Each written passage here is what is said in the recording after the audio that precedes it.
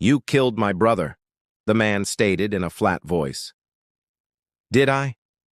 Eldridge watched the man reflected in the smoky-hazed mirror behind the bar. He was a head shorter than the marshal, but that wasn't saying too much. Hell, everybody was a head shorter than Eldridge Sample, most more than that. He had an average build that tended towards slightness, as if there were a hollowness to his bones. His eyes were dark, with dark smudges under them, as if he longed for a good night's rest, and he wore thin whiskers on his upper lip and chin. He was a young man, early 20s as Eldridge could tell, and carried the same look as 100 other men he had seen. Nothing to set him apart other than the utterance. Eldridge rested both arms on the polished dark wood of the bar top, his face bathed in the flickering light from 2 oil lamps resting beside the mirror. "It was cold-blooded murder," the man said again in his flat voice. "Revenge is a complicated thing," said Eldridge. He took a longer look at the reflection in the mirror. Truth be told, he probably had killed the man's brother. He'd killed a lot of men over the past 2 decades of his life, some in the war, most after in his line of duty. More still, since coming to Fort Smith to clean it up for the railroad and bring civilization to the eastern frontier of the Indian Territory. "Can't recall that I murdered anyone," he said as he set his empty glass down. "Not that wasn't trying to murder me."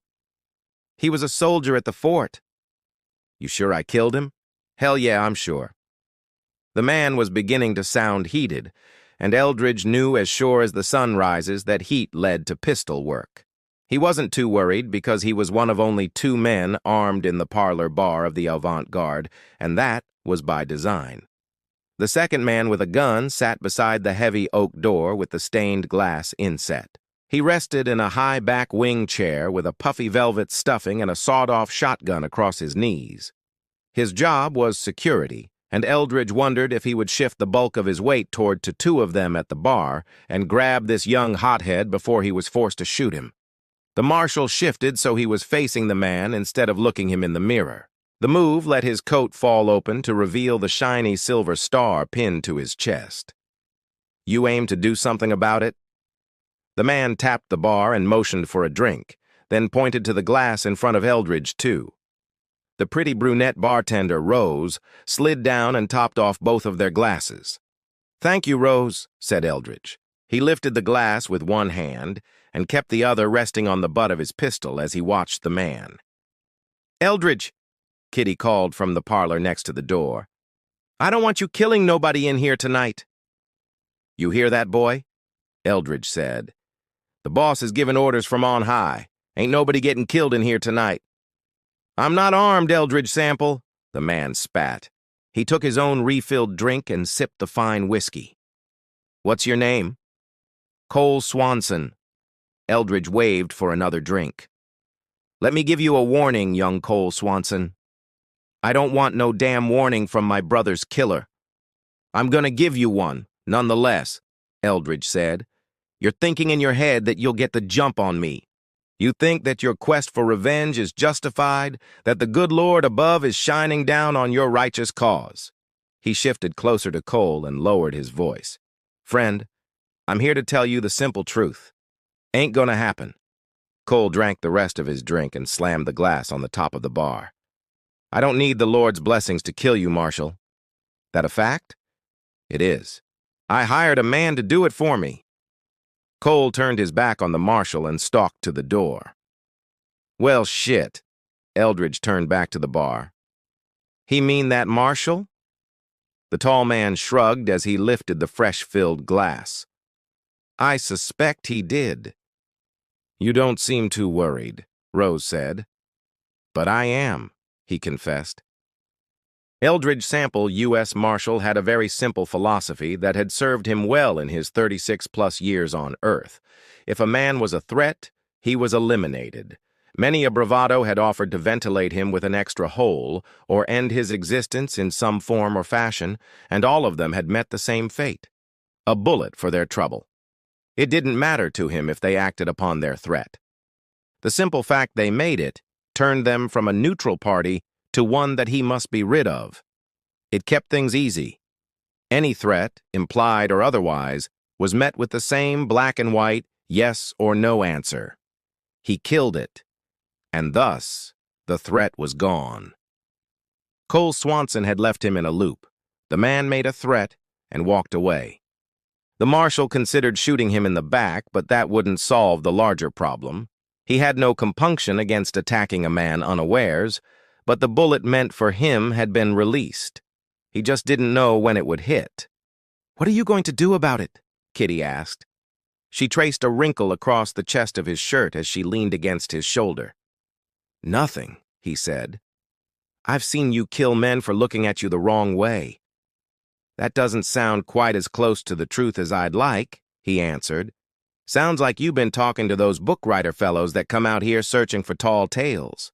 The only thing those book writing fellows want when they come in here is a woman." "A different kind of tale, then?" She gave him a playful punch across the shoulder. "I don't blame them for being distracted."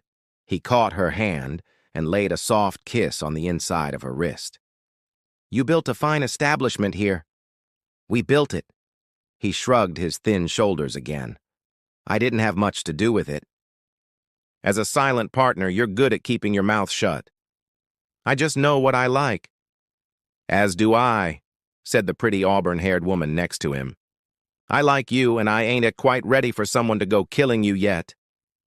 "Nobody is going to kill me," he said, somehow not sounding quite as convinced as either of them would like.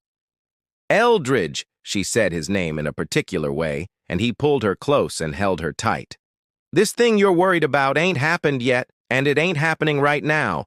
This is what you should concentrate on." "Now," she whispered. "Here and now." He laid her back on the bed in her private room. Eldridge paused at the door of the brothel and stared through the stained glass window. The damn thing was a work of art, but it was no good when it came to scoping the exterior for a potential ambush. The sconces on either side of the door bathed the porch in flickering torchlight that danced in the nighttime breeze. "Damn him for a coward," he cursed Cole Swanson. The man made him hesitate, and it was a feeling that was unfamiliar. He would have scoffed at the fear when he was younger or less sober, but tonight he missed the warm bed he had just left and the aching comfort of the woman in it. He debated grabbing another bottle, swigging up a little courage, but he had promised Pete a night of relief with a shift at the jail. The marshal had been busy, and though his preference tended to lean to the dead part of bringing them back dead or alive, Rufus had no objections to the yammerings of outlaws once they were caught. Dead men lay across the back of a horse and didn't interrupt his reverie of thought and allowed the marshal to enjoy the scenic countryside. "It ain't the right kind of justice. We don't bring 'em back."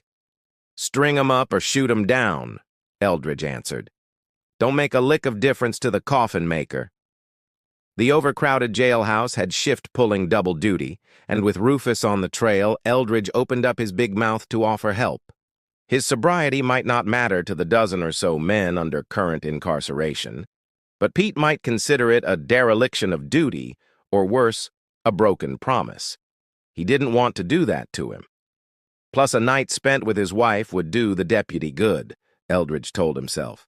He cracked open the door and stepped onto the boardwalk beyond. He darted through the torchlight to the darkness of the hard-packed street and walked the center where he would be difficult to see. A bark of raucous laughter escaped through the bat-wing doors of Shelley's saloon, and he almost answered. He had spent little time inside since his two main reasons for leaving had opened up the avant-garde, whiskey, and Kitty. He considered going inside for a brief moment, just because it would piss Shelley off.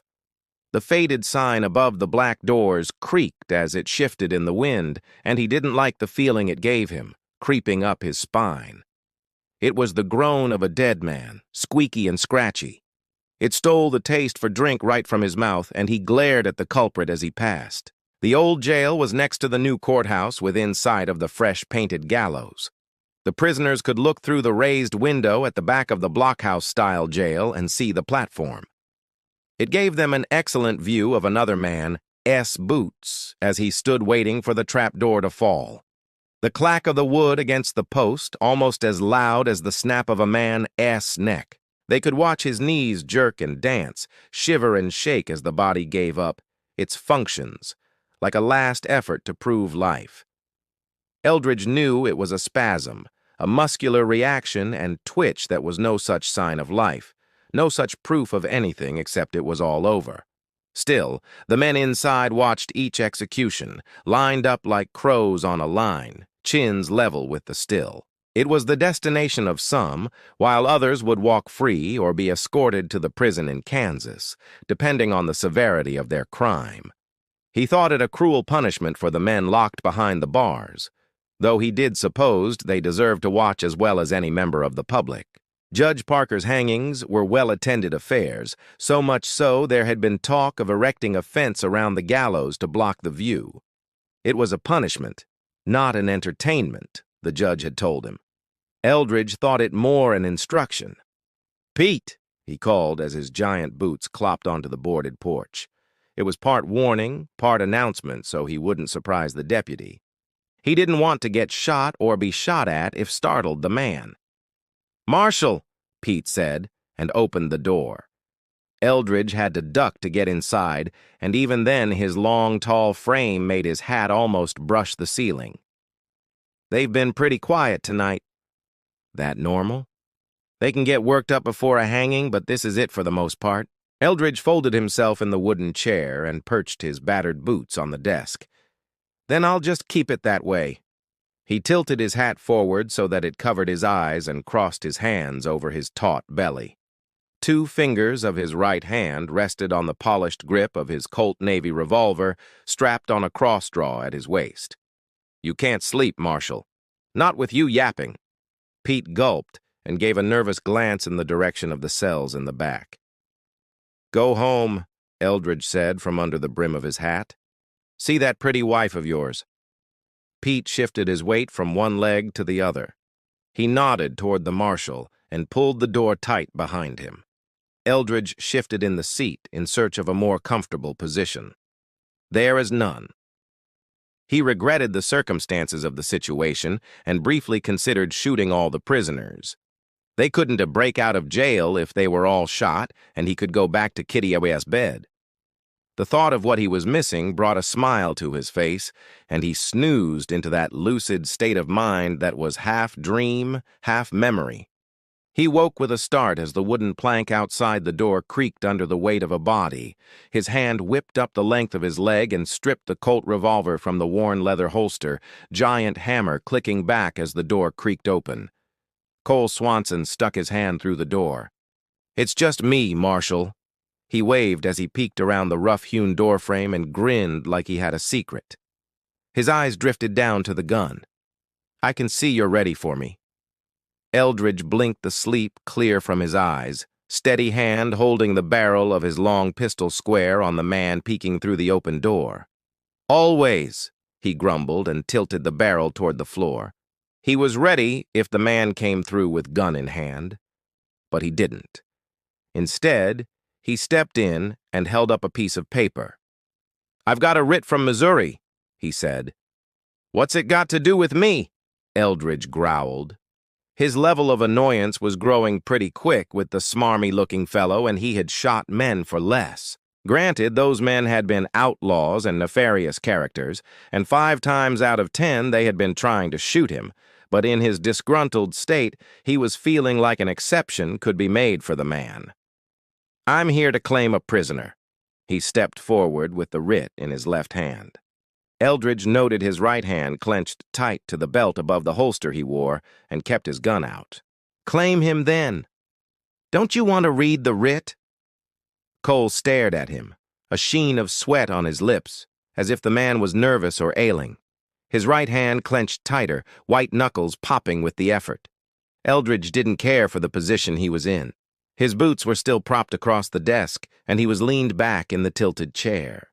He would have to move his pistol to move his legs, or shift sideways, and the way the man was holding onto his belt, like it was a lifeline keeping him from going down river, gave him pause. "You can read it to me if you re so keen on my knowing what S in it." "But Marshal," the man smiled, and it didn't touch his mad-looking eyes. "What if I take the wrong man?" Eldridge considered him for a moment and cocked his head to one side. "Guess I'd have to shoot you," he said after a moment. "You guess?" The marshal shifted the barrel a fraction of an inch. The movement caught Cole's eye, and he flinched, but didn't pull the writ back. "Don't take much guessing." Cole licked his lips. A drop of sweat trickled down the side of his forehead and dangled from his chin a second before splattering on the table next to the creased paper. He pulled his hand back and retrieved a handkerchief from his pocket. He wiped his forehead. "You keep it warm in here," he said, and finally shifted his hand from his gun belt. Eldridge used it to move his feet off the desk and stand. He towered over the man by a head and a half, and the Colt stayed aimed in his general direction. "Too many bodies in here," he answered. "I told the judge I could take care of that problem, but he likes to hang 'em." Cole glanced at the crowded cell. The men inside stood lined up in a row, staring through the bars at the interaction between he and the marshal. They watched with the anticipation of violence, a look of desperate hunger in their eyes. "You know which one you want?" Cole licked his lips and patted his head. "Murphy!" he shouted. Eldridge heard bootsteps on the boardwalk outside and shifted his back so it was closer to the corner. He was covered on two sides. The pistol moved to a point between the door and Cole as a second man stepped inside. He was average height, with dark hair, dark eyes, and a long scar across his forehead that terminated near his left ear.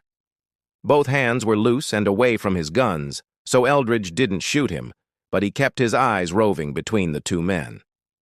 "Murphy, get the man we came for." Murphy eyed Eldridge a moment, then shifted open his coat to reveal a pair of metal iron cuffs. They rattled as he pulled them loose from his belt. "Baker," said Cole. "They call him the Bad Baker." "I ain't tasted the man's cooking, so I can't comment," Eldridge stated. Murphy snorted. "Key?" The marshal tilted his head toward a single key on a loop hanging on the wall next to the door. Murphy nodded as he retrieved it. He clinked it into the cell door. "Any of you others thinking of coming out, come on," Eldridge advised the prisoners. Even if they had been thinking on it, they made sure to back up against the wall so their intent was known. Except Baker. He was a thin man, grimy, with squirrely eyes and a face that spoke of a bad temper. Eldridge hadn't retrieved this particular outlaw, but he knew the man had committed murder. He would find out why Cole wanted him when he read the writ, he thought. After they were gone and the door was shut. He considered once again, just shooting the man and be done with it. He had made a threat after all, and the man did hold a grudge against him, but he had promised the judge he would quit killing so much, or at least have a damn good reason to do so. The man's anger at the loss of his brother was reasonable, even if his revenge wasn't justified. Eldridge surmised he might be pissed, too, if he had a brother and some lawman had killed him. He might make a threat as well, and being who he was, he might just carry it out. He wasn't about to let Cole carry it out, though. The man could have his anger, stew in it for as long as he liked. "Y'all gonna take me up to Kansas to hang me?" Cole never took his eyes from Eldridge. "You might escape along the way," he said. "Might want to come back here and get your revenge on the man who locked you up." "Him? He weren't the one to catch me," said Baker. Cole shrugged. "Then you might not escape." He motioned Murphy to take the man outside. A hand slipped inside his coat as he moved. Eldridge's pistol hand uncoiled like a snake, long barrel pointed at the man's face. Cole smiled. "You're a mite paranoid, Marshal." He held up one hand in surrender and slipped a second piece of paper out with the other. "This is an order for you to appear." He slapped it on the desk next to the other orders. "Appear for what?" "It's all on the page," Cole said in a cryptic tone and slipped through the door. Eldridge grunted as he watched for the man to come back through. Hell, he half expected it. A gun in each hand, seeking revenge in a cloud of blue smoke and noise. After a few moments, he didn't. The marshal glanced at the cell. The prisoners were still lined up, as if they expected the showdown too, and by the looks on their faces, they were disappointed. He wasn't sure he didn't feel the same way. Eldridge pulled the chair up to the desk and flipped the writ around so he could read it. Damn, he grumbled after a moment. He was going to have to see the judge. I don't see how you can get out of it. Isaac Parker adjusted the wire-rimmed spectacles he only wore in the privacy of his chambers. He called them his chambers, though they were a far cry from what he was used to using in Washington when he was a senator, nor even his own private practice back in his hometown. It was a simple wooden room built against the courthouse, little larger than the cell where they stored prisoners in the jail. He read the writ again. I ain't going. It's a court order, Parker answered as he set it down and put his glasses beside it on the clean desktop. I don't see you have a choice. Eldridge glared at Parker, but the menace was lost on the judge. The marshal had been assigned to protect him on his trip to Fort Smith and to clean up the frontier town on the edge of the Indian Territory as the physical arm of the law. He had protected the man far too many times for him to be concerned with just a look.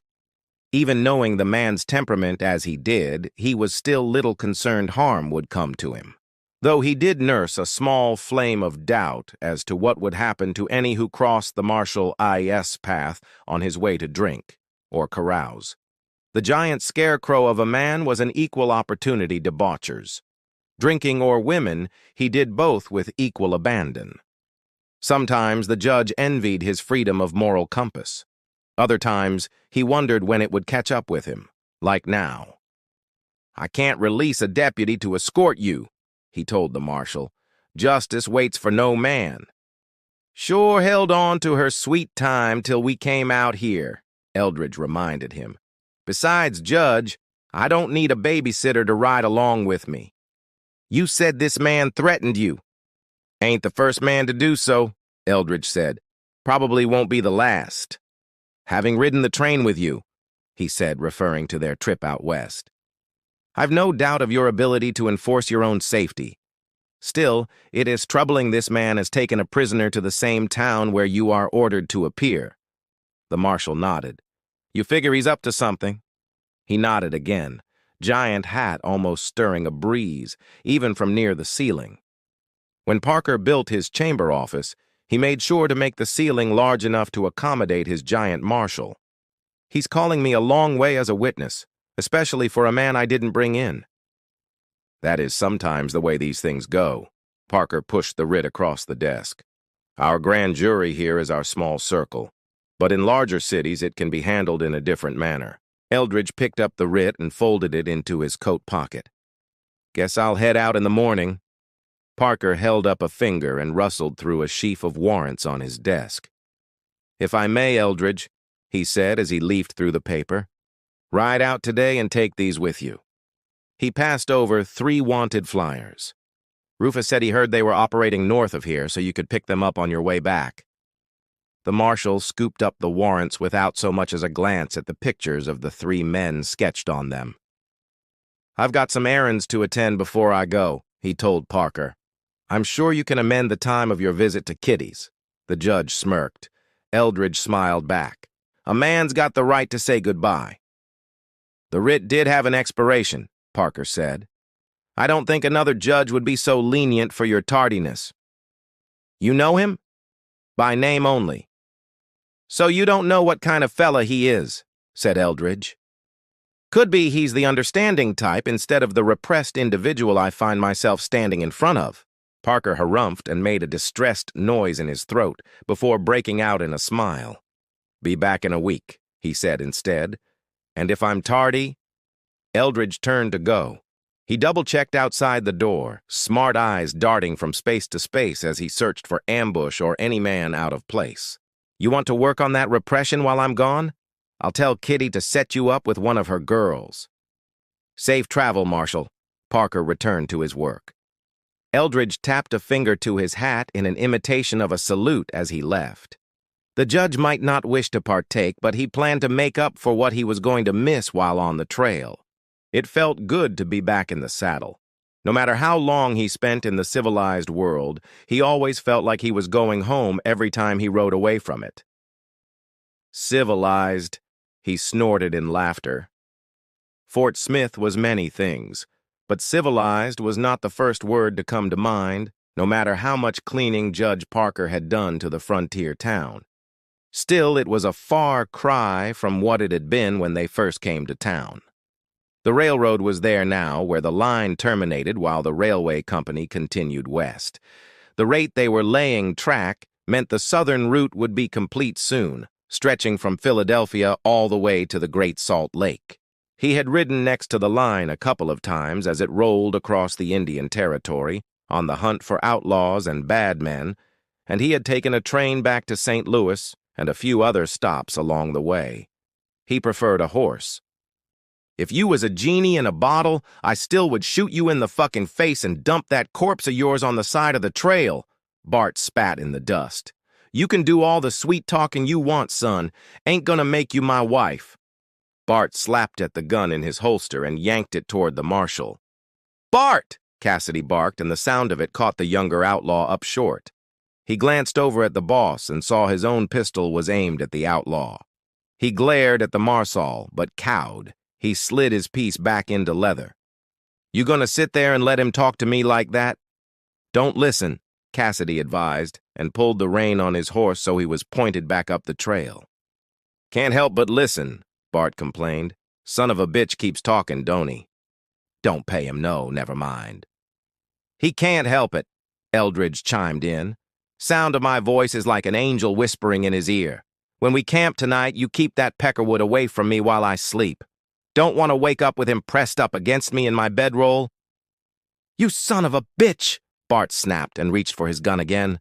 This time Cassidy was closer and waiting. He caught the young outlaw by the wrist and clenched down tight, held his hand against his thigh until Bart let out a groan of pain. "I said ignore him," Cassidy growled. "Can't you see he's just working to get under your skin?" "Just responding to him trying to get in my britches," Eldridge called out. "You gonna keep quiet, Marshal," Cassidy called back. "I ain't afraid to put a gag on you." "That's what he'd like you to do, Cassidy," Eldridge challenged. "Tie it tight so you won't hear me call out in the night." "I'm gonna kill him," Bart whined. "I'm just gonna kill him and be done with it."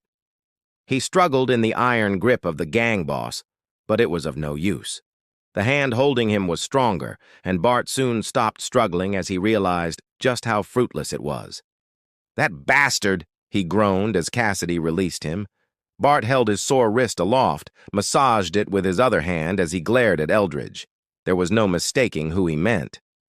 "Let's get a move on," Skinner called from behind the marshal's horse. "We don't make that copse a pine by twilight, it's gonna be tough hunting up firewood." "Go!" Cassidy ordered Bart to the front of their meager line. The outlaw glared at Eldridge one more time, his face contorted in a sneer of rage. Then he yanked on the reins of his mount and pointed it up the trail. The other horses fell in line, though almost 10 yards behind. "I'll keep that much space between us," Cassidy said. "Just in case he gets a mind to start shooting at you." "Much obliged," the marshal snorted. "Though it ain't his pistol I'm afraid of getting hit with." "You must think you're some kind of funny," Skinner barked. Eldridge sat tall in the saddle like he was the one leading 3 outlaws back to the gallows instead of being their prisoner. He snickered. "Well, now a sense of humor ain't something I've been accused of possessing on too many occasions, though I do appreciate a good joke when I hear it." "Ain't nobody telling no jokes, Marshal." "Joke's on you, boys." Sample looked at his captors one by one, spinning halfway in his saddle to cast a quick glance at the man behind him. "I ain't trapped out here with you. You're trapped out here with me." He snickered again. Cassidy and Skinner didn't answer, but Eldridge noted the man never pulled his hand off his pistol, and for him, that was good enough. "You see how this is going to play out?" Cassidy said, as they reined up in a clearing under a canopy of pine boughs. "Son," Eldridge said as he threw a long leg that just seemed to keep on going over the side of his saddle and settled on the ground. "All I see is a dead man talking." "Those are pretty big words for a fella in your predicament," Bart seethed. Eldridge walked to the edge of a clearing and set his back against one of the trees as he sat down. "The way I figure it," he said, "if you boys was going to kill me, you would have done it by now. Hell, unless my joking has got a ring of truth to it, and you were keeping me alive to be that young one's pet over there." Bart growled and leaped from his horse. Cassidy hopped down and intercepted him. "You and Skinner get enough firewood for the night," he instructed. Bart glared over his shoulder, red eyes brimming with hatred, but he snorted and followed after Skinner as the other man led him into the woods. Cassidy began to tend to the horses, removing saddles and setting a picket line. "We got a plan for you, Marshal," he said. "Figured as much. What might that be?" Eldridge waited to see if the outlaw would say more, but he just kept tending the horses, preparing them for the night. "My guess is you ain't the high muckety-muck of this outfit," Eldridge continued. "I bet you're going to take me up to the man who is." Cassidy nodded, but kept his mouth closed. "Ain't much of an outfit, mind you," Eldridge said. "Hell, even an idiot like you could be in charge of two sackheads like that. You can't rile me up like you do Bart." "Cooler head," the marshal said. He shifted against the bark of the pine in search of a more comfortable position. "Bet you play a hell of a game of poker." That drew a small smile from Cassidy. "Been known to play a hand or two." "Cool heads always seem to do pretty good at the cards," Eldridge said. "I ain't much of a player myself." "You seem level-headed to me," Cassidy finished, and arranged the saddles around a spot where the fire was going to go. "Cards were never my thing. Cool heads make pretty good killers, too." Cassidy finally sat on a saddle across from the marshal and watched. "That's the reputation you have. I bet you earned the hell out of it, too." It was Eldridge's turn to nod. "If it was up to me, I'd take your advice and just kill you dead." The marshal lifted an eyebrow in curiosity. "But it ain't up to me. Know how you got all them wanted papers in your coat pocket?" He didn't wait for the marshal to nod. "Well, seems we got us a couple of them, too. Bunch of us lawless types put our heads together and found half a brain among a dozen. Put our heads together and decided you and the rest of your deputies were doing a damn good job of hunting us down one by one. It's damn steady work." "Yeah. Well, we decided to make a good job of our own and put out wanted papers for you law types." He reached into his pocket and pulled out a faded piece of yellow paper. It was wrinkled and crumpled from being in his coat pocket, folded edges crusty with sweat and dirt. He smoothed it on his leg and held it up to show Eldridge. "Pretty fair likeness, don't you think?" The marshal took a quick look at the sketch on the page. It was his picture over the printed words "Wanted," along with a reward that had 4 zeros in it. He whistled. "Who's putting up all that reward?" he asked. "You think you can collect it on yourself?" "Son, for that much money, I just might turn myself in." Cassidy folded the paper and put it back in his coat pocket. He extracted a half-full bottle of brown liquid from the other. "I ain't gonna split it with you." He turned it up for a quick swig. "Probably be a good idea not to split it with them either," said Eldridge. Cassidy squinted at him. "Ain't gonna work on me, Marshal. 3 of us is partnered up till the end." "That's good," said Eldridge as Skinner and Bart tromped into the clearing, their arms overflowing with dead wood. "Hard to find a man you can trust in these parts." "What's he saying?" Bart snapped as he dropped the load of wood with a loud clatter. "Ignore him," Cassidy advised again. Bart tried, but Eldridge caught him snarling more than once as his eyes darted over where he sat against the tree. The fire cracked and spit orange sparks into the black sky above them. Eldridge counted stars through the pine canopy while he listened to the men settle into their bedrolls. Bart drew first watch. "Course he did," Eldridge muttered. The young outlaw paced around the camp like a caged wolf, his boots scuffing against pine needles and small stones. Every few minutes he would stop and stare at the marshal, hand resting on his gun butt. Skinner snored from his blankets. Cassidy lay on his back with his hat pulled over his eyes, but his breathing never settled into the rhythm of sleep. Smart man. "You comfortable over there, Marshal?" Bart asked after an hour of his pacing. "Tolerable." "Good. Want you to be real comfortable before I put a bullet in your brain." Eldridge shifted against the pine bark. "That what you aim to do? Soon as these boys are sleeping sound." What makes you think they ain't listening right now? Bart glanced at Skinner's still form, then at Cassidy. They're tired. Long day in the saddle. Long day ahead tomorrow, too, said Eldridge, assuming we all see it. You won't. The young outlaw stopped his pacing and faced the marshal direct, his hand wrapped around the grip of his pistol. Been thinking about what you said, about me wanting to crawl in your bedroll. Have you now? Makes me madder than hell. I can see that. Bart pulled the gun halfway from leather, then pushed it back down. You know what I think? I suspect you're going to tell me. I think you're scared. Think you're trying to make me mad so I'll do something stupid and Cassidy will shoot me for it. Eldridge considered this. Could be. But it ain't gonna work. All right. Bart resumed his pacing, but his steps carried him closer to where Eldridge sat with each circuit around the fire. You killed a lot of men, Marshal? Fair few. How many you reckon? Never kept count. Bullshit. Bart stopped directly across the fire from him.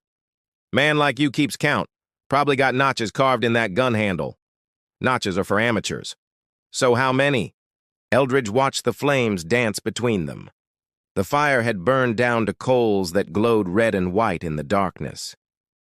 More than you. You don't know how many I killed. Don't have to. Can see it in your eyes. Bart's face twisted into a snarl. What can you see? Fear. The young outlaw jerked his pistol clear of leather this time, barrel pointed at Eldridge's chest. I ain't afraid of nothing. Sure you are. Afraid you ain't man enough to pull that trigger. Afraid your friends will think less of you if you don't. Afraid of what happens when you do. Shut your mouth. Most of all, afraid you'll miss. Cassidy rolled onto his side, hat still covering his face. Put the gun away, Bart. He's goading me. Course he is. Question is why you're letting him. Bart's gun hand shook. Sweat beaded on his forehead despite the cool mountain air. I can kill him right now. You could try. Cassidy sat up and pushed his hat back. His own gun was in his hand, though Eldridge hadn't seen him draw it. But you'd be dead before he hit the ground. You taking his side? I'm following orders. Colonel Stewart wants him alive. Bart's eyes flicked between Cassidy and Eldridge. Stewart? Colonel Augustus Stewart, the man paying us to bring this bastard back breathing. Eldridge filed the name away. What's he want with me? That's between you and him, Cassidy said. But I'll tell you this much, Marshal. You ain't the only lawman he's got business with. How many others? Put the gun down, Bart. The young outlaw's hand trembled. The barrel wavered between Eldridge and Cassidy. He called me yellow. Did he? Cassidy thumbed back the hammer on his pistol. The metallic click echoed through the trees. He said I was afraid. Maybe you are. Maybe you should be. Bart lowered his gun, but didn't holster it. This ain't over, Marshal. Didn't figure it was. Skinner sat up in his bedroll, rubbing his eyes. What's all the noise? Bart getting educated, said Cassidy. About what? About following orders. Skinner yawned and reached for his boots. My watch? Not for another hour. Can't sleep with all this chattering. He pulled on his boots and stood, stretching his back. Might as well take over now. Cassidy nodded and holstered his gun. Keep that boy away from the marshal. What about you? I'm going to have a word with our prisoner. Cassidy walked around the fire and settled on a fallen log near Eldridge. You're a clever son of a bitch, I'll give you that. Comes natural. Getting men riled up. Reading them. That boy's wound tighter than a watch spring. Wouldn't take much to set him off. Why didn't you? Eldridge studied the outlaw's face in the firelight. Maybe I like you better than him. Or maybe you need me alive to get out of this. Could be that, too. Cassidy pulled out his bottle and took a swallow. Colonel Stewart's been planning this for months. Got wanted posters out on every federal marshal in the territory. Paying good money for them, too. Dead or alive? Alive, if possible. He's got questions for you boys. What kind of questions? The kind that hurt to answer. Cassidy offered the bottle to Eldridge, who shook his head. Never was much for drinking with men I'm gonna have to kill. 3 months earlier, Lieutenant William Swanson crouched behind the supply wagon and checked his pocket watch. The hands pointed to 11:30. They're late, he whispered to the soldier beside him. Maybe they ain't coming, Private Morrison replied. They'll come. Too much money at stake. The moonlight cast long shadows across the parade ground at Fort Gibson. Swanson had chosen the spot careful-like, far enough from the barracks that the other soldiers wouldn't hear, close enough to the armory that they could load quick. Boot steps crunched on gravel. That's them, Swanson hissed. 3 men emerged from the darkness between the buildings. The leader was a tall drink of water with a scraggly beard and eyes that never stopped moving. Behind him came 2 shorter men, both carrying canvas sacks. You got the merchandise? The leader asked without preamble. You got the money? The man reached into his coat and pulled out a leather pouch. Coins clinked together as he tossed it to Swanson. The lieutenant hefted the weight, then loosened the drawstring and peered inside. Gold eagles caught the moonlight. 50 rifles like we agreed, Swanson said. Spencer repeaters. Army issue. Ammunition? 2,000 rounds. Where? Swanson jerked his head toward the armory. Building behind you. Morrison here will show you. The private led the 3 men to the squat stone building. Swanson had drugged the guards coffee an hour earlier. The man would sleep until dawn. Heavy bastards, one of the outlaws grunted as they carried out the first crate of rifles. Quit your belly aching, the leader snapped. These beauties will cut down cavalry like wheat. They worked in silence after that, loading weapons and ammunition onto a wagon the outlaws had hidden in the trees beyond the fort's perimeter. Swanson stood watch, his hand resting on his sidearm. He'd been selling army supplies for 6 months now. Blankets and food at first, then saddles and bridles. The rifles were his biggest score yet. Enough money to buy his way out of the army and start fresh in California. That's the last of it, Morrison said as they closed the wagon's tailgate. Pleasure doing business, the outlaw leader said. He was turning to leave when a voice cut through the darkness. Federal Marshal, nobody move. Eldridge Sample stepped into the moonlight, his long frame casting a shadow across the parade ground. The badge on his chest gleamed silver. Shit, Swanson breathed. You boys are under arrest for theft of government property. The outlaw leader's hand dropped to his gun. I wouldn't, Eldridge advised. Got 2 deputies with rifles trained on you from those buildings yonder. Swanson's mind raced. If they arrested him, he'd face a court-martial, probably hang for treason. Marshal, he called out. I'm Lieutenant Swanson. These men forced me to help them at gunpoint. That's so? Yes, sir. They threatened to kill Private Morrison if I didn't cooperate. Morrison stared at him with his mouth open. Interesting story, Lieutenant. Only problem is I've been watching you for 2 weeks. Swanson's heart sank. You're a lying son of a bitch, the outlaw leader snarled at Swanson. We had a deal. Deal's off, said Eldridge. The outlaw went for his gun. Eldridge's Colt cleared leather faster than a man could blink. The shot echoed across the fort like thunder. The outlaw leader spun and dropped, clutching his shoulder. His 2 companions threw up their hands. Don't shoot, Marshal. Smart boys. Morrison was backing toward the armory, his face white as a sheet. Private, Eldridge called. You stay right where you are. I didn't know what he was planning, Marshal. I swear on my mother's grave. Sure you didn't. Swanson reached for his sidearm. Lieutenant, you draw that pistol, and I'll put you down permanent. Swanson's hand froze on the grip. You're making a mistake, Marshal. I'm a commissioned officer in the United States Army. You're a thief and a traitor. I've got friends. Important friends. Not important enough. Eldridge walked closer, his gun trained on Swanson's chest. Your brother came by my office yesterday. Seems he heard some rumors about you selling Army property. Wanted me to investigate quiet-like, keep it out of the newspapers. Cole sent you? He did. Said he hoped the rumors weren't true. Swanson's face crumpled. He doesn't understand. The money they pay us ain't enough to live on. A man's got to look out for himself. A man's got to keep his word. What word? The oath you took when they pinned those bars on your shoulders. Swanson pulled his gun. Eldridge shot him twice in the chest. The lieutenant fell backward against the wagon wheel and slid to the ground. Blood spread across his blue uniform blouse. Jesus, Morrison whispered. He drew on a federal officer, Eldridge said.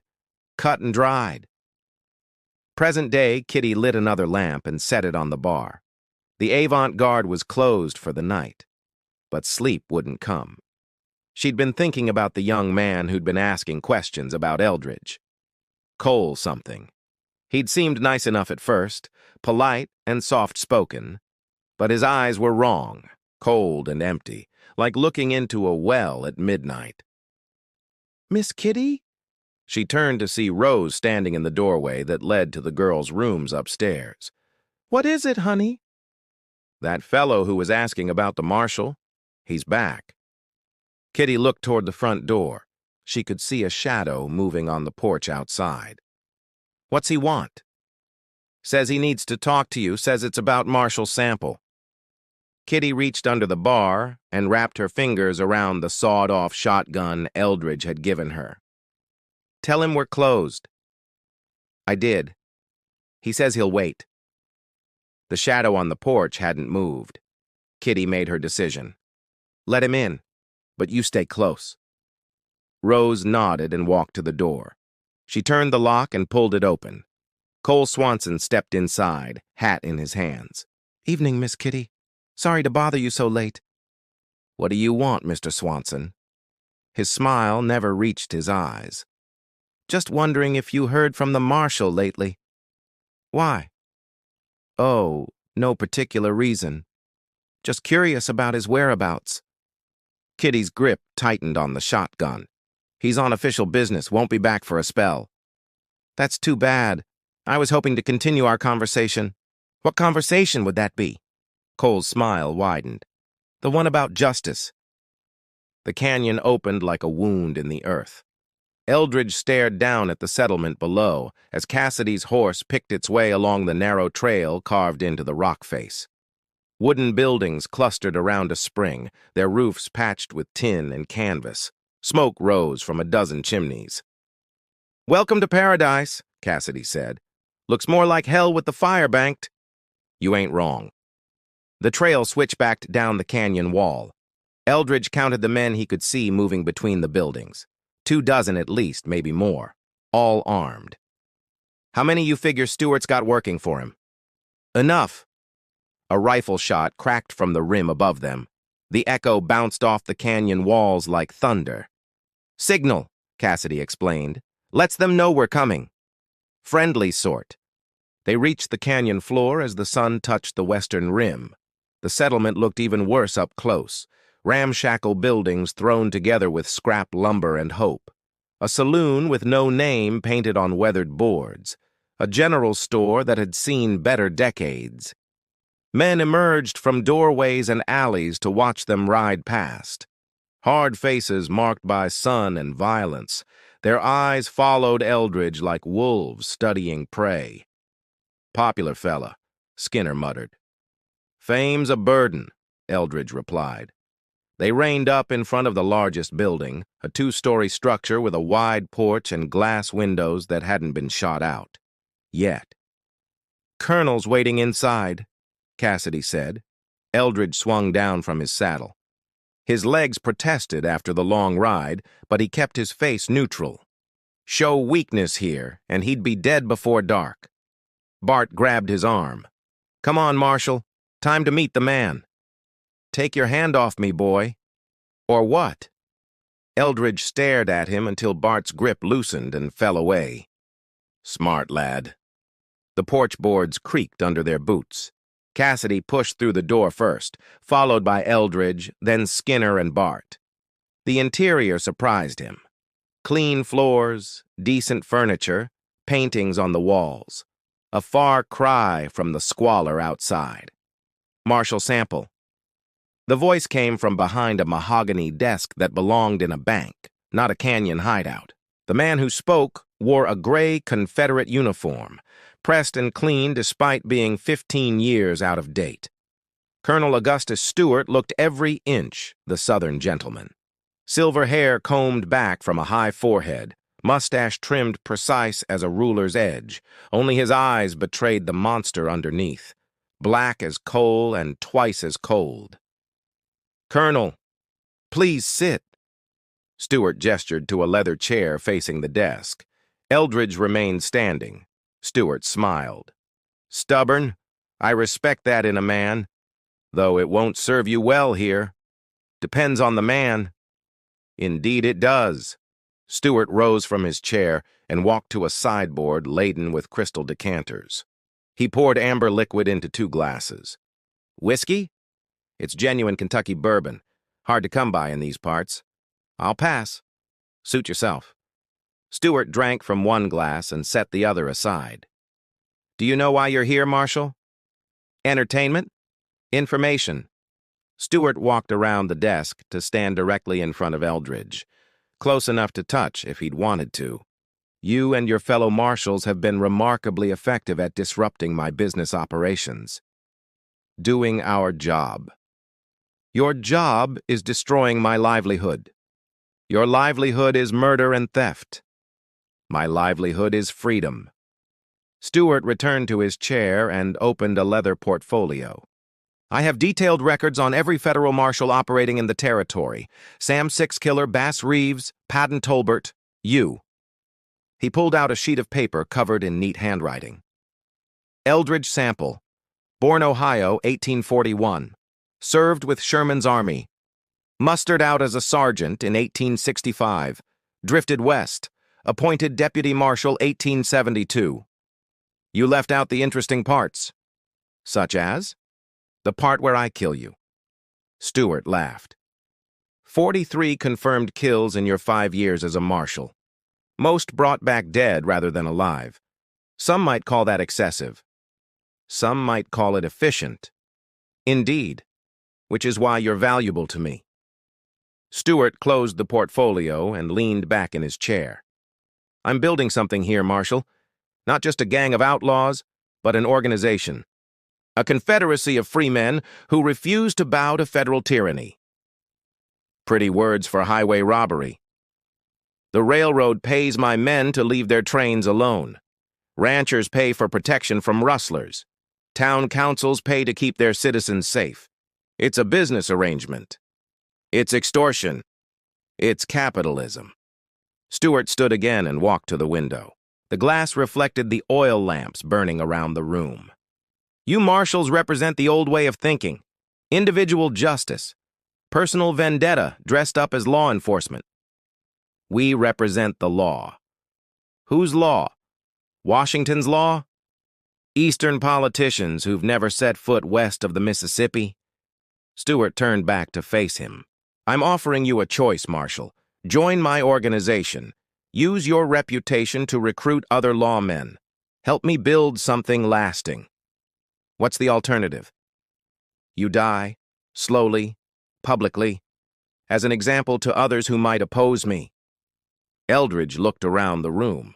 Cassidy stood by the door, hand resting on his gun butt. Skinner and Bart flanked the windows. "No way out except through them. Generous offer," he said, "but I'll have to decline." "I thought you might." Stewart nodded to someone behind Eldridge. Heavy boots crossed the floor. Rough hands grabbed his arms and yanked them behind his back.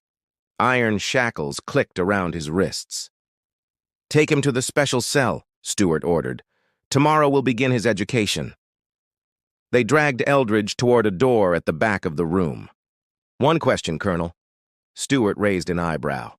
"How's Cole Swanson fit into your grand design?" Stewart's smile was colder than a January wind. "Young Mr. Swanson serves a very specific purpose. He's going to make you famous, Marshal. How's that? He's going to write it down in one of those dime novel stories. Got a New York City publisher going to put it out for him. Everybody in America is going to know how you died scared, crying for your life. The cell smelled of piss and despair. Eldridge sat on the straw-covered floor with his back against the stone wall. The shackles around his wrists had rubbed his skin raw during the night. Iron bars separated him from the narrow corridor that led back to Stewart's office. Boot steps echoed off the walls. "Morning, Marshal." Baker appeared outside the cell, grinning like a possum eating persimmons. The grimy outlaw looked cleaner than he had in the Fort Smith jail, but his eyes held the same malicious gleam. "Comfortable accommodations?" "I've had better." "I bet you have." Baker pulled a three-legged stool close to the bars and sat down. He reached into his coat and withdrew a folded paper. "Want to hear what I'm going to tell them about you?" "Not particularly." "I'm going to tell them anyway." Baker unfolded the paper and held it up to catch the lamplight from the corridor. "Says here you murdered 3 innocent men in cold blood. Shot them down without warning while they slept in their bedrolls." "That what it says?" "Says you planted evidence on them afterward. Made it look like they was rustlers." "Interesting story." "Says you kept their money for yourself, split it with Judge Parker." Eldridge studied Baker's face through the bars. "How much Stewart paying you to lie?" "Ain't lying. Just telling the truth as I see it. The truth is you robbed and murdered a family outside Tulsa. Man, woman, and 2 children. Burned their house down around them." Baker's grin faltered. "Can't prove that." "Don't have to. Jury already convicted you." "Won't be no jury where we're going." More footsteps in the corridor. Cassidy appeared with 2 other men Eldridge didn't recognize. "Time to go, Marshal." They unlocked the cell door and hauled Eldridge to his feet. The shackles made walking difficult, but they shoved him forward anyway. The corridor opened into a large room carved from the canyon wall. Torches burned in iron brackets mounted on the stone. A dozen wooden benches faced a raised platform where Stewart sat behind a table draped with a Confederate battle flag. The benches were filled with outlaws and cutthroats, their faces turned toward Eldridge as his captors marched him to the front of the room. "Bring the prisoner forward," Stewart commanded. They pushed Eldridge onto the platform and forced him into a chair facing the assembled crowd. Stewart rose from behind the table. "Gentlemen, we are gathered here to witness justice. True justice, not the corrupt mockery practiced in federal courts." Murmurs of agreement rippled through the crowd. "The prisoner stands accused of murder, theft, and corruption of his office as a federal marshal." "This ain't a court," Eldridge said. "Silence." Stewart picked up a wooden gavel and struck it against the table. "The defendant will speak only when spoken to." "Go to hell." Stewart nodded to Cassidy, who stepped forward and backhanded Eldridge across the face. The blow split his lip and sent blood running down his chin. "As I was saying," Stewart continued, "the prisoner stands accused of serious crimes against the people of this territory." He gestured toward Baker, who stood at the side of the platform. "Our first witness will testify to the defendant's crimes." Baker walked to a wooden box beside Stewart's table and placed his hand on a leather-bound book. "Do you swear to tell the truth as you know it?" "I do." "State your name for the record." "Thomas Baker." "And how do you know the defendant?" "He arrested me for crimes I didn't commit." "Tell us what happened." Baker launched into his prepared story. According to his version, Eldridge had murdered 3 sleeping men and planted stolen cattle on their bodies to justify the killings. He claimed to have witnessed the entire affair from a hiding place in the rocks. "Did you see the defendant take money from the victims?" "Yes, sir. Split it 3 ways with his partners." "His partners?" "Judge Parker and another marshal. Tall black fella." The crowd muttered angrily. Several men called for immediate hanging. Stewart raised his hand for silence. "Thank you, Mr. Baker. Most illuminating." He turned to Eldridge. "Do you have anything to say in your defense?" This man's a liar and a murderer. That's your defense? That's the truth. Stewart smiled and picked up a pen from the table. He dipped it in an inkwell and began writing on a sheet of paper. Let the record show the defendant offers no meaningful defense and shows no remorse for his crimes. What record? This trial will be the centerpiece of my next dime novel, Stewart said. The true story of Marshal Eldridge Sample, killer and corrupt lawman. He continued writing as he spoke. Eastern readers love stories about the lawless frontier. This one will be particularly popular, given your reputation. You planning to publish lies? I'm planning to publish the truth as determined by this court. Stewart set down his pen and addressed the crowd. What is the verdict of this assembly? Guilty, they shouted in unison. And what sentence does justice demand? Hang him! Death by hanging it is. Stewart struck his gavel against the table 3 times. The prisoner will be executed at dawn. May God have mercy on his soul. Cassidy and his men grabbed Eldridge and dragged him from the platform. Enjoyed the show, Marshal? Baker called after him. See you in hell, Eldridge replied. They hauled him back to his cell and shoved him inside. The iron door clanged shut and the lock turned with finality. Eldridge slumped against the wall and closed his eyes. Dawn was still hours away. Bring him out. Stewart's voice carried across the canyon floor in the pre-dawn darkness. Torches flickered around a wooden platform they'd built during the night. A rope noose swayed in the morning breeze. Cassidy unlocked the cell door. Time to dance, Marshal. Eldridge stood without assistance, his legs steady despite the long night in chains. You got any last words planned? Cassidy asked as they walked down the corridor. Few. Might want to keep them short.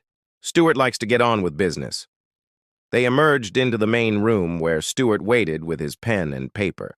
The Confederate colonel had dressed for the occasion in his full uniform, complete with gold braid and ceremonial sword. Ready to make history, Marshal? History's already been made. Question is whether you'll survive reading about it. Stewart laughed and made a note on his paper. Defiant to the end. My readers will love that. They marched Eldridge outside, where the entire population of the canyon had gathered. Faces leered at him from the crowd, hungry for blood and spectacle. The platform stood 10 feet high with steps leading up one side. The noose hung from a crossbeam like a spider waiting for flies. Any final statements before we carry out the sentence? Stewart called out. I got something to say. Speak up then. History is listening. Eldridge looked out over the assembled outlaws and cutthroats. You all heard Baker's testimony yesterday, how he saw me murder 3 innocent men and steal their money. We heard, someone shouted from the crowd. Baker, step forward. The grimy outlaw pushed through the crowd and stood at the base of the platform. What you want, Marshal? Tell them again about those 3 men I supposedly killed. Baker grinned and puffed out his chest. Shot them down in cold blood while they slept, took their money and planted stolen cattle on them. Where was this? North of Tulsa, by that creek with the big cottonwood. When? Last spring. April, I think. Eldridge nodded. You say I split the money 3 ways? That's right. With Judge Parker and Bass Reeves? Yes, sir. How much money? Baker hesitated. How much, Baker? Couple $100. Each man had a couple hundred on him? That's right. Eldridge smiled. Funny thing, Baker. I wasn't anywhere near Tulsa last April. You're lying. Am I? Stewart, you said you keep records on all us marshals. Stewart frowned and reached into his coat pocket. He pulled out a small leather notebook and flipped through the pages. April. Here it is. Marshal Sample was escorting prisoners to Kansas. Left Fort Smith April 3rd, returned April 18th. Murmurs rose from the crowd. Could have stopped in Tulsa on the way, Baker said, sweat beading on his forehead. Could have. Except the Kansas State Prison keeps records, too. I delivered 5 prisoners on April 8th. Warden signed for them personally. Eldridge looked directly at Baker. Takes 4 days to ride from Fort Smith to Kansas, another 4 to ride back. That's 8 days minimum. I was gone 15 days total. So? So I spent the other 7 days hunting you, Baker, following your trail from that burned farmhouse where you murdered the Hendricks family. Baker's face went white. I never. Tom Hendricks, his wife Sarah, their boy Jimmy who was 8 years old, and little Mary who wasn't even 5 yet. The crowd grew quiet. You raped Sarah Hendricks before you killed her. Then you burned the house down with the whole family inside. That's a goddamn lie. Is it? Then how come you know exactly where that creek is? The one with the big cottonwood? Baker's mouth opened and closed like a landed fish. Because that's where you camped after you murdered that family. That's where you counted the money you stole from them. $47.32. How could you know that? Because I found your campsite, found the ashes from the money you burned when you realized it wasn't enough to kill 4 people for. Eldridge turned to address Stewart and the crowd. This man didn't witness me commit any murders. He's describing his own crimes and trying to pin them on me. You got proof of this? Stewart asked. I got something better than proof. I got witnesses. What witnesses? 3 of the men in this very crowd. Eldridge pointed to a bearded outlaw standing near the platform. You there, Redbeard. You were with Baker when he burned that farmhouse. The man stepped back. I don't know what you're talking about. Sure you do, Willis. That's your name, ain't it, Charlie Willis? The bearded man's hand moved toward his gun. You and Baker and that half-breed called Knife Jake rode together for 6 months. Split up after the Hendricks murders because you couldn't stomach what Baker did to that little girl. Willis drew his pistol and pointed it at Baker. You sick son of a bitch. Charlie, don't. You said she was already dead. She was. Bullshit. I heard her screaming. Willis pulled the trigger. The bullet took Baker in the chest and spun him around. He fell face first into the dirt and didn't move. The crowd erupted in shouts and curses. Several men drew their guns, unsure who to point them at. Stewart fired his pistol into the air. Silence! The noise died down, but the tension remained thick as smoke. Seems we have a problem with our witness, Stewart said. Seems you do, Eldridge agreed. Stewart studied him for a long moment, then began writing in his notebook again. Interesting development. This will make the story even better. What story? The one where you manipulated my men into turning on each other. Very clever, Marshal. Stewart closed his notebook and smiled. But it changes nothing. You're still going to hang. For what crime? For being Eldridge Sample. Stewart nodded to Cassidy. Put the rope around his neck. The rope scratched against Eldridge's neck as Cassidy positioned the noose. Below the platform, the crowd pressed closer, eager for the show to continue. Any more tricks, Marshal? Stewart asked. Fresh out. Pity. I was enjoying the entertainment. Stewart raised his hand to signal the executioner when Skinner stepped forward from the crowd. Colonel, I got something to say. This is not the time, Mr. Skinner. Think it is. Skinner's hand rested on his gun butt. His eyes swept the assembled outlaws, measuring distances and angles. What Baker said about those murders? It ain't the whole truth. Explain yourself. I was there too, at that farmhouse. A murmur ran through the crowd. Stewart frowned and lowered his hand. Continue. Marshall's right about Baker. He did rape that woman, but he left out the part where me and Willis tried to stop him. Willis nodded vigorously. That's the God's honest truth, Colonel. Interesting. Stewart made another note, but irrelevant to the matter at hand. Maybe. Maybe not. Skinner took a step closer to the platform. See, I've been thinking about what the Marshal said yesterday, about men being able to change, about making choices. Your point? My point is some choices matter more than others. Skinner's gun cleared leather faster than most men could blink. The barrel pointed directly at Cassidy's chest. "Get away from him! Skinner, what the hell? Move!" Cassidy raised his hands and backed toward the edge of the platform. "You've lost your mind." "Maybe, or maybe I finally found it." Stewart's face darkened. "Mr. Skinner, you're making a serious mistake." "Wouldn't be my first." "It will be your last." "We'll see." Skinner shifted his aim to cover the crowd while he reached up with his free hand to loosen the noose around Eldridge's neck. "Can you walk, Marshal?" "I can manage." The rope fell away, and Eldridge straightened. Blood flowed back into his hands as the circulation returned. "Why?" he asked quietly. "Because you were right about Baker. And if you were right about him, maybe you're right about other things, too."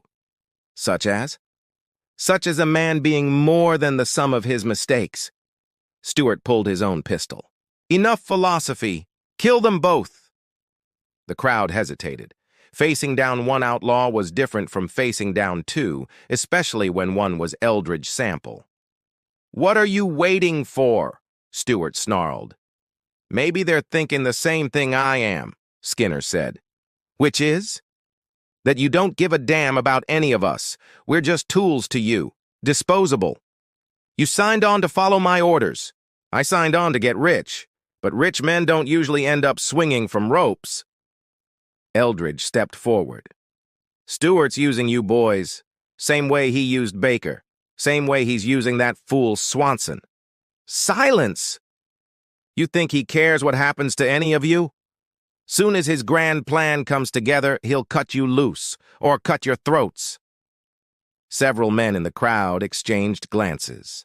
"Don't listen to him," Stewart commanded. "He's trying to divide us." "Am I? Or am I telling you the truth about your so-called colonel?" Eldridge looked directly at Willis. "You know what kind of man Stewart is, Willis. You've seen him operate. Tell me he hasn't threatened to kill you at least once." Willis nodded slowly. 3 times. "For what?" "Questioning his orders." "And you?" Eldridge addressed another outlaw. "What about you, Henderson?" "Said he'd hang me if I ever crossed him." "Same threat he made to every man here, I'd wager." More nods from the crowd. Stewart's face flushed red. "These men follow me because I pay them well and protect them from the law." "You protect them?" Eldridge laughed. "You're leading them to slaughter. Every federal marshal in the territory will be hunting you now. Every sheriff, every deputy. You've made enemies of the entire justice system. That was always the plan. Your plan, not theirs." Eldridge gestured to the assembled outlaws. "These boys signed up for easy money and safe hideouts. Instead, you're making them targets for every lawman west of the Mississippi." "I'm making them free men. You're making them dead men." Cassidy spoke up from his position at the edge of the platform. "Marshall's got a point, Colonel. We used to rob stages and banks. Now we're at war with the federal government. War brings opportunity. War brings body bags," Skinner said. "How many of your men have died since this grand plan started?" Stewart didn't answer. "I'll tell you," Eldridge said. 16. 16 men dead in the last 3 months alone. All because Stewart here wants to play general again. They died for a cause. They died for your ego." Willis stepped away from the crowd, his gun drawn but pointing at the ground. "I'm done, Colonel." "You can't just leave." "Watch me." Willis turned his back and walked toward the canyon entrance. 2 more men followed him, then 5 more. Stewart raised his pistol and aimed at Willis's back. Skinner's gun roared. The bullet took Stewart in the shoulder and spun him around. His shot went wide, chipping rock from the canyon wall. "Anybody else want to leave?" Eldridge called out. Half the remaining crowd started moving toward the canyon mouth. Stewart struggled to his feet, clutching his wounded shoulder. "You can't do this to me." "Already did." Cassidy looked around at the rapidly emptying canyon. "Guess the party's over, Colonel." He holstered his gun and jumped down from the platform. "Where are you going?" Stewart demanded. "Anywhere but here." Cassidy disappeared into the crowd of departing outlaws. Within minutes, only a handful of men remained. Stuart's grand army had melted away like snow in spring. Skinner tossed Eldridge a knife. "Cut yourself loose, Marshal." Eldridge sliced through the ropes binding his wrists and rubbed the circulation back into his hands. "Much obliged. Don't mention it." "I mean it. This squares us." Skinner smiled. "Fair enough." Stuart swayed on his feet, blood seeping through his fingers. "This isn't over." "Yes, it is," Eldridge said.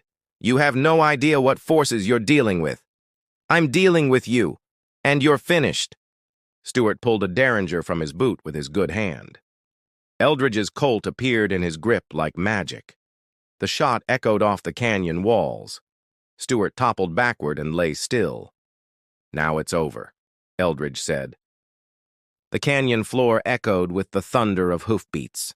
Eldridge crouched behind a boulder and counted the riders pursuing them. 8 men, maybe 10. Hard to tell in the pre-dawn darkness. "How many you make it?" Skinner whispered from behind an adjacent rock. "Enough to cause problems." "Cassidy?" "Leading them." Eldridge peered around the boulder's edge. The riders had spread out in a line across the canyon mouth, blocking their escape route. "Thought he walked away." "Man's got a flexible conscience." A rifle cracked from the canyon rim above them. The bullet sparked off stone inches from Eldridge's head. "They got us bracketed," Skinner said. "For now." Eldridge studied the terrain around them. Scattered boulders provided cover, but not much. The canyon walls rose straight up on both sides. No way to climb out. "We need to thin the odds."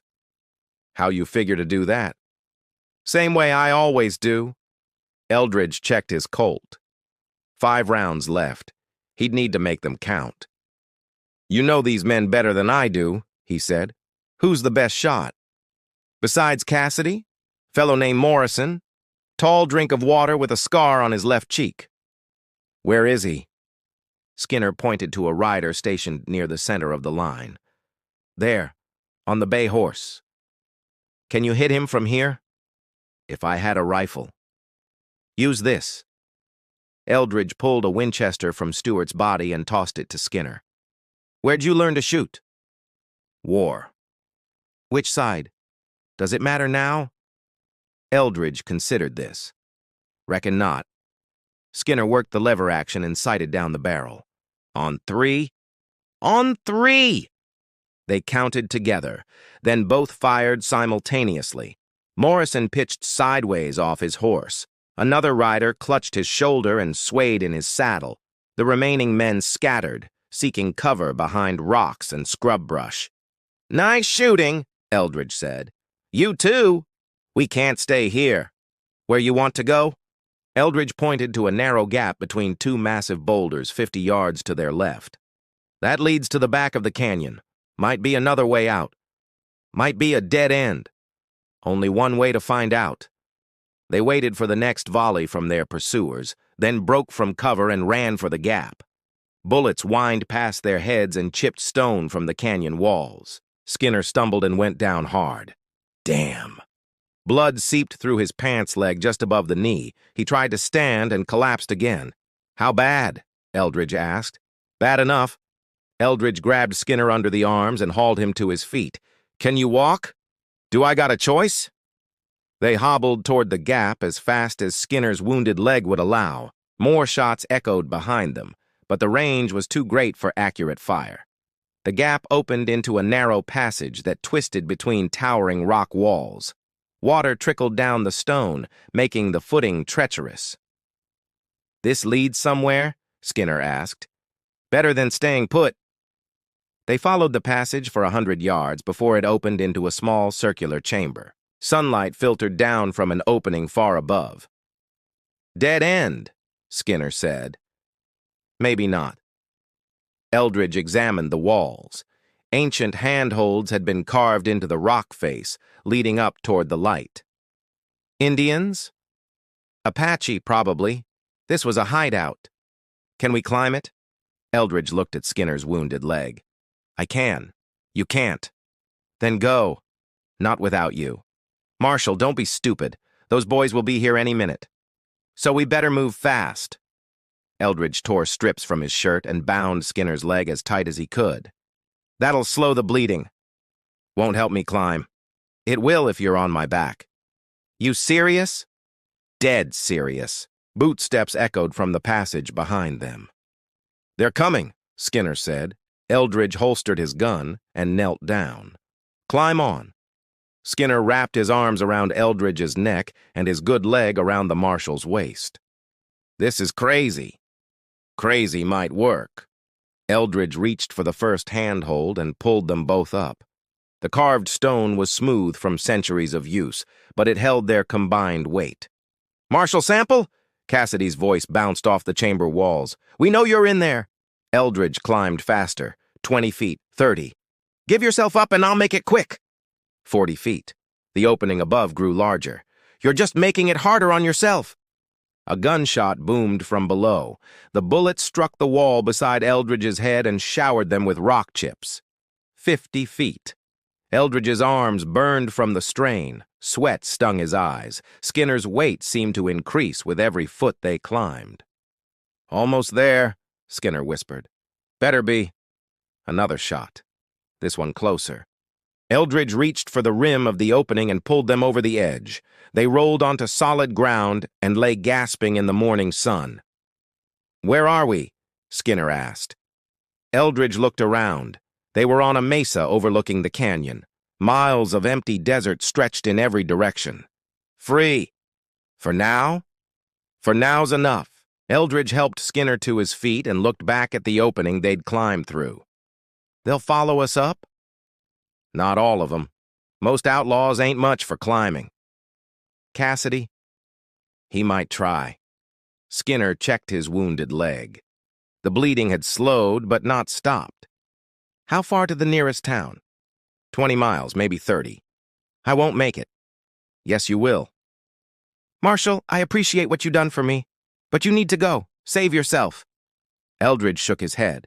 We started this together. We finish it together. Why? Because that's what decent men do. Skinner smiled despite the pain. Never been called decent before. First time for everything. A head appeared at the rim of the opening. Cassidy pulled himself over the edge and reached for his gun. Eldridge was faster. His colt barked twice. Cassidy fell back into the canyon chamber. That's 4 rounds left, Skinner said. Better make them count. They limped across the mesa toward the distant horizon, 2 unlikely allies bound by circumstance and something approaching friendship. Behind them, the canyon grew smaller and quieter. Ahead lay 20 miles of desert and the hope of survival. The mine shaft yawned before them like the mouth of hell.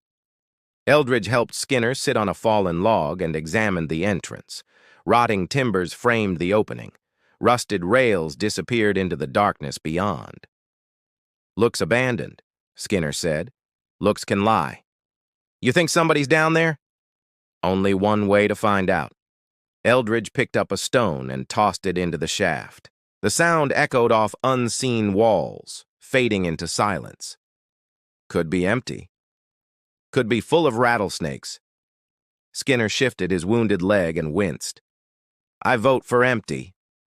The sun hung low in the western sky. They'd been walking for hours across the desert mesa.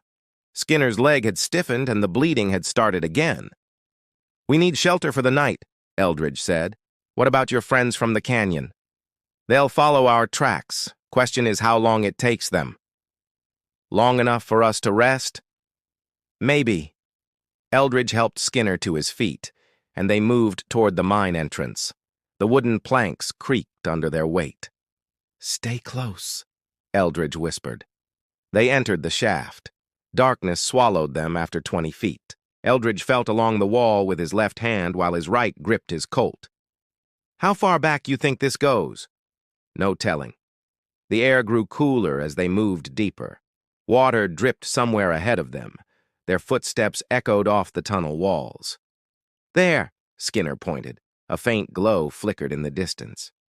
Lantern light, Eldridge said. Or torches. They crept forward, guns drawn. The light grew brighter. Voices drifted from up ahead. "Told you we should have left yesterday. Quit your belly aching, Frank. We got time." Time for what? For them marshals to track us down? Eldridge held up his hand. Skinner stopped behind him. 3 men sat around a small fire built in a widened section of the tunnel. Their horses were tethered nearby. Saddlebags and supplies lay scattered on the rocky floor. "Murphy brothers," Skinner whispered in Eldridge's ear. "You know them? Cattle thieves, mean as snakes and twice as stupid." "How mean?" "They killed a sheriff up in Colorado, shot him down in front of his wife and kids." Eldridge studied the layout. The tunnel continued past the camp, disappearing into darkness. No way to go around without being seen. "We could wait them out," Skinner suggested. "Your leg won't last that long." "Then what?" "We go through them." 3 against 2? 3 against 1, you can barely walk. "I can still shoot." "From where?" Eldridge pointed to a pile of ore carts 30 feet behind the camp. "Get behind those. Cover the tunnel in case any of them run." "What about you?" "I'm going calling."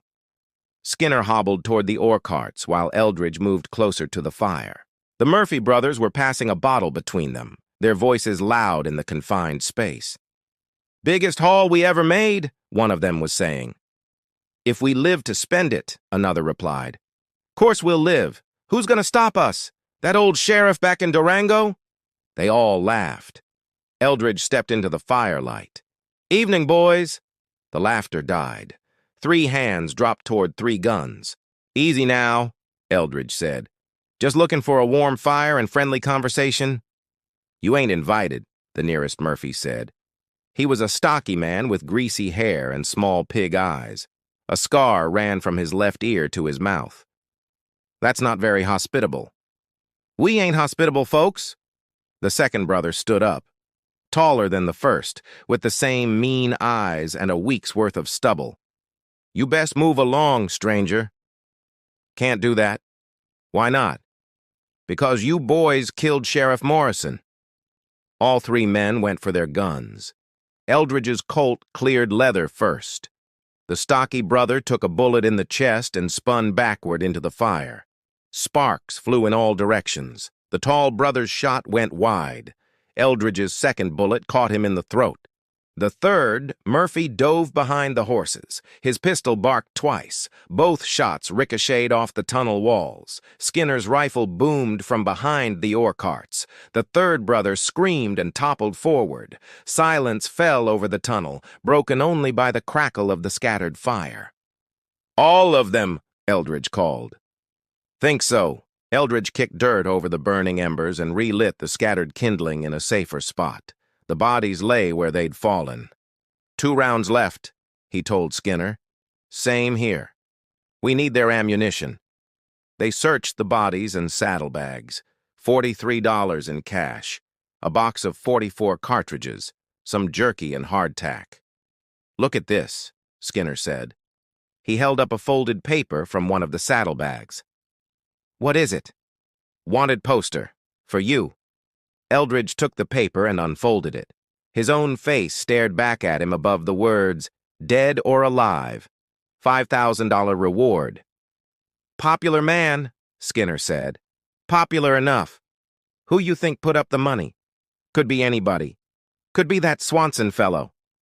Eldridge folded the poster and put it in his coat pocket. "We'll worry about that when we get back to Fort Smith." "If we get back." "We'll get back." They settled down next to the fire. The mine tunnel stretched away in both directions, dark and quiet. "You think they got families?" Skinner asked, nodding toward the bodies. "Probably." "Feel bad about killing them?" "No." "Why not?" "Because they were killers. World's better off without them." "What about me?" Eldridge looked at him. "You killed folks too." "I did. But you saved my life. That counts for something." "Counts for what?" "Redemption, maybe." Skinner stared into the fire. "Don't think I believe in redemption anymore?" "Why not?" "Too much blood on my hands." There's blood on everybody's hands out here. Question is what you do about it. What do you do about it? Try to balance the scales. By killing more people? By killing the right people. Skinner nodded slowly. The right people. That's the trick. Knowing the difference.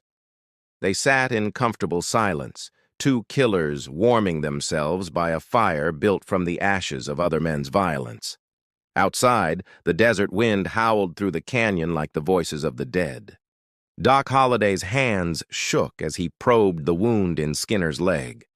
Bullet went clean through, he said, but it nicked the bone. The old doctor's office smelled of carbolic acid and whiskey. Bottles lined the shelves, their contents dark and mysterious in the lamplight. Will he walk again? Eldridge asked. He'll walk. Question is how well. Doc Holliday was nothing like his famous namesake. This one was 70 years old with white hair and gentle hands. He'd been patching up bullet holes in perdition for 30 years. How long before he can travel? Week, maybe 2. I don't have that long. Skinner spoke from the examining table, his face pale from loss of blood. Go on without me, Marshal. Not leaving you here. Why not? Because you know things I need to know. Doc Holliday finished wrapping the wound and stepped back. That's $20. Eldridge counted out the money from the Murphy brothers' stash. Much obliged, Doc. Keep that leg clean, the doctor told Skinner. Change the bandages twice a day. No riding for at least a week. They helped Skinner to a chair in the corner of the office. Tell me about Stewart's operation, Eldridge said. What do you want to know? Everything. How many men? What towns? Who else is involved? Skinner shifted in the chair, trying to find a comfortable position. Stewart had connections all over the territory. Judges, sheriffs, town councils. Names. Judge Matthews in Tulsa, Sheriff Brady in McAllister, Mayor Johnson in Muskogee. They all on Stewart's payroll? One way or another, Eldridge pulled out his notebook and wrote down the names. What about Cole Swanson? What about him? How's he fit into Stewart's plans? Skinner was quiet for a long moment. Stewart promised him revenge, said he'd arrange for you to be captured and brought back for a public execution. Why public? Make an example. Show folks that federal marshals ain't untouchable. But that's not all. No. Skinner looked out the window at the dusty street beyond. Stewart had bigger plans. He wanted to eliminate every federal marshal in the territory, replace them with his own men, his own law, his own everything, courts, jails, taxes, the whole system. Eldridge closed his notebook. Who's backing him? That kind of operation takes money. Railroad. Which railroad? All of them.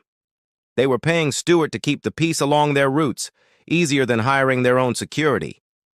So the railroad companies were funding an outlaw army. They called it private security. But yeah, that's what it was. Doc Holliday cleared his throat. You gentlemen might want to continue this conversation elsewhere. I've got other patients coming. Eldridge helped Skinner to his feet. Where can we get a room? Hotel's across the street, but Marshal. What? Cole Swanson's been asking about you. Came through here 2 days ago.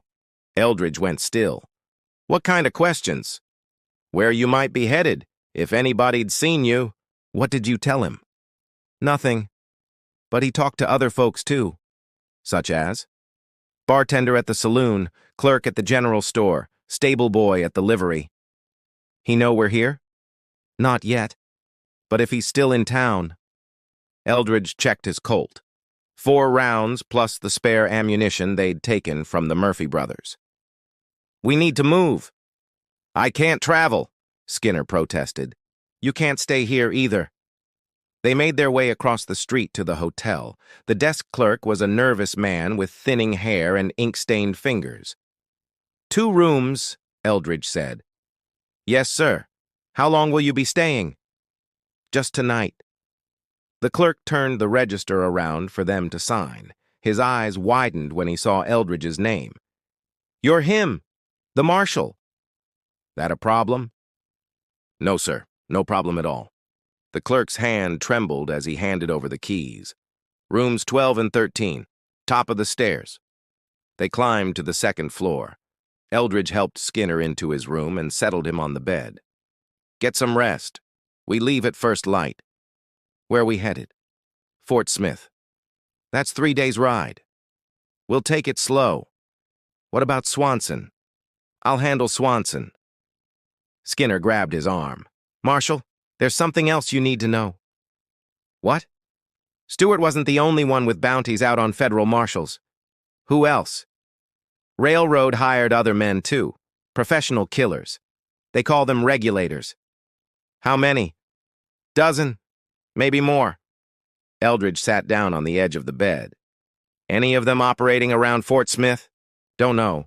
Stewart kept us separated. Different areas, different targets. But you think they're still out there? I know they are. Stewart's death won't stop them. They got their own contracts to fulfill. A floorboard creaked in the hallway outside. Eldridge drew his gun and moved to the door. He pressed his ear against the wood and listened. Footsteps, moving toward their rooms. He motioned for Skinner to stay quiet. The footsteps stopped outside room 13, a soft knock. Marshal Sample, I know you're in there. Cole Swanson's voice calm and reasonable. We need to talk. Eldridge looked at Skinner, who was reaching for his rifle. Just you and me, Marshal. Man to man. About what? Eldridge called through the door. About my brother. About justice. Justice was served when I killed him. That's where we disagree. The doorknob turned slowly. The lock clicked. Cole Swanson stepped into the room, his hands empty but his coat unbuttoned. Hello, Marshal. Swanson. Mind if I sit down? Depends on what you want to talk about. Cole pulled a chair away from the small table by the window and sat down. I want to talk about the future. What future's that? The one where you and me settle this thing between us. Nothing to settle. I think there is. Cole's eyes never left Eldridge's gun. See, I've been thinking about what you said back in Fort Smith, about my brother getting what he deserved. And? And maybe you were right. Eldridge kept his gun trained on Cole's chest. That's so? Maybe, but that doesn't mean I can let you walk away. Why not? Cole smiled, and for the first time it reached his eyes. Because then who'd remember him?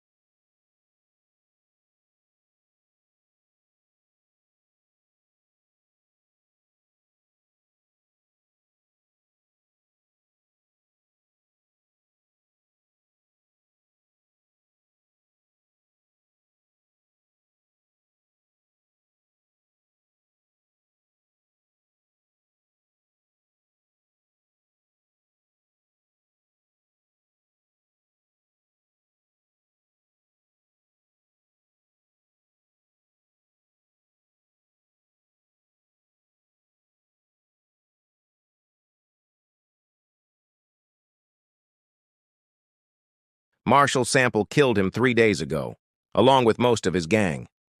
No. Shot him dead in his own canyon hideout. Cole staggered backward and sat down hard in a leather chair. He can't be dead. He is. But he promised me. He promised you lies. Kitty took another step forward. Your brother was selling army weapons to outlaws. Marshal Sample was doing his job when he arrested him. William wasn't a criminal. Yes, he was. He was my brother. And he was a thief and a traitor. Cole raised the pistol and pointed it at her chest. Take that back. No. Take it back or I'll kill you. Then kill me. The two men by the door shifted nervously. They'd signed on for robbery, not murder. Kill me and prove you're just like your brother. A killer hiding behind a badge. I don't wear a badge. You wear something worse. You wear self-righteousness. Cole's hand trembled. Sweat beaded on his forehead. He was all the family I had. Then you should have raised him better. I tried. Not hard enough. Cole's finger tightened on the trigger. Kitty brought up the shotgun. Miss Kitty, don't! Rose screamed. The front door exploded inward. Eldridge Sample filled the doorframe, his Colt in his hand and death in his eyes. Let them go, Cole! Marshal! Cole spun toward the door, his pistol tracking. Kitty fired both barrels of the shotgun. The buckshot took one of Cole's men in the chest and slammed him against the wall. He slid to the floor, leaving a red smear on the wallpaper. The second man dropped his rifle and raised his hands. Don't shoot! Cole's shot went wide, splintering the doorframe beside Eldridge's head. Eldridge's return shot was perfect. Cole Swanson crumpled to the floor, the whiskey bottle rolling away across the polished wood. Jenny and Sarah ran sobbing into Rose's arms. Kitty lowered the smoking shotgun. About time you got here. Had to stop for directions. Eldridge holstered his gun and knelt beside Cole's body. The young man's eyes stared sightlessly at the ceiling. Poor damn fool. Feel sorry for him? A little. Why? Because grief makes people do stupid things. Kitty set the shotgun on the bar and poured herself a drink. What took you so long? Had to make a detour. Pick up a friend. What friend? Skinner limped through the doorway, leaning heavily on a walking stick. Evening, Miss Kitty. She stared at the outlaw she'd seen wanted posters for. Marshal, you want to explain why you're traveling with a known criminal? Long story. We got time. Eldridge looked around the damaged parlor. Broken glass glittered on the floor. Blood stained the expensive carpet. Maybe we should talk somewhere else. This is my place. We talk here. Kitty poured another drink and handed it to Eldridge. Start talking. The tatter ran.